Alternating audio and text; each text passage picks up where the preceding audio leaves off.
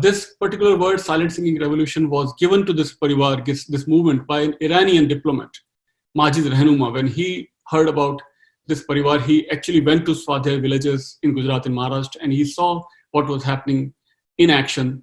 And because it was always hidden from the media, even Indian media, Majid Rahnuma called this parivar as silent but singing revolution. It's a revolution, kranti ho rahi hai, but it is silent. It is gupt, or it is silent from the media. It is not really. It's a sort of a well-kept secret that is happening across India. That was happening across India at that time, and is still happening.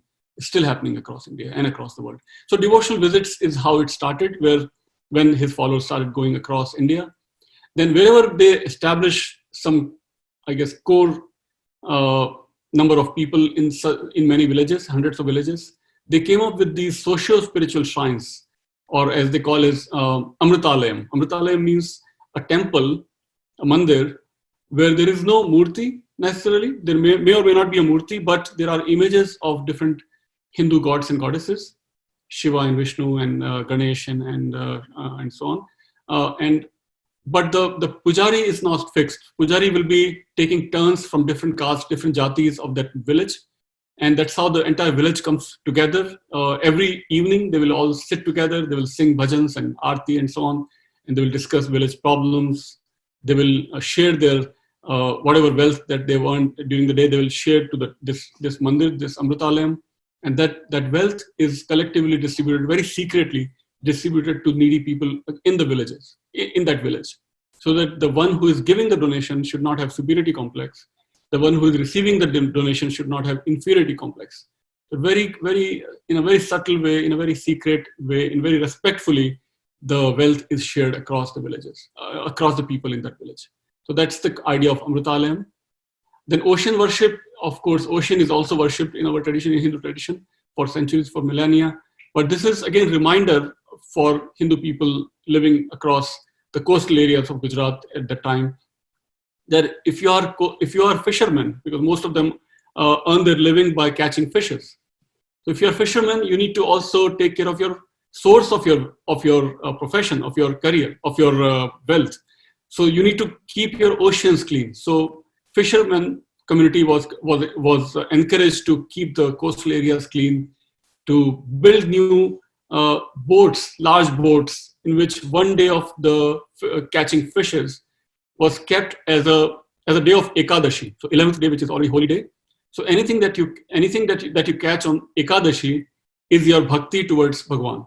So that earning, that wealth, you will keep it aside for socio-spiritual bhakti. So that wealth will be collected together and again distributed to the needy people in that village. Again, in a very subtle way, this donation is still being done to in many villages across Gujarat and Maharashtra and elsewhere. Then dairy industry, similar idea, take care of the cattle, but also generate new wealth and use that part of that wealth in a very divine way, in a very spiritual way, to take care of the needy people in that village. Tree temples, also similar idea, construct Vraksh Mandir, construct new Vraksh Mandirs, grow fruit trees, chiku and mango and other fruits, and generate this wealth. But whatever wealth that you sell in the market, that wealth is Mahalakshmi, because this tree temple does not belong to one person, it belongs to the entire village, because everybody will take turns and devote their labor. And as they devote their labor, as the products come out of these trees or plants, is product of the entire village. So it's Mahalakshmi, and to be used only for spiritual donation. And farms of God are Yogeshwar Krishi, again similar idea. Grow grains or anything that you grow in that, any crop that you grow in those farms is again considered as Mahalakshmi, because entire village has taken turns, done farming on these farms, and part of the wealth is again used in a very spiritual way, not as a cooperative. It's not a cooperative movement. It is not a socialist experiment. It is a spiritual experiment. It's a dharmic prayog, is how they called it. They still call it dharmic prayog or swadhyaya prayog. And water harvesting, again similar idea, that if you quench the thirst of Mother Earth, only then Mother Earth will quench your thirst. आप धरती माँ की प्यास बुझाएंगे तो धरती माँ आपकी प्यास बुझाएगी. So with that idea, They constructed new wells and new rainwater harvesting sites, hundreds of such sites across Gujarat and Maharashtra and other parts of India.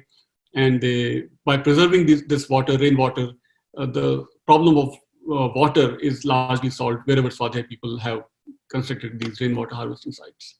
So all of these ideas can be called as environmental ideas, because water and earth and planting new trees and cleaning the ocean. But the idea is not to become environmentalist. Idea is to become good Swadhyayis or good dharmic people or good bhaktas, good devotees of the Brahman or Hindu gods and goddesses. By becoming good bhaktas, good devotees, environment is automatically, as a byproduct, is taken care of. So idea is not to become environmentalist, but to become good Swadhyaya people, good dharmic people, and whatever happens to environment is just a byproduct.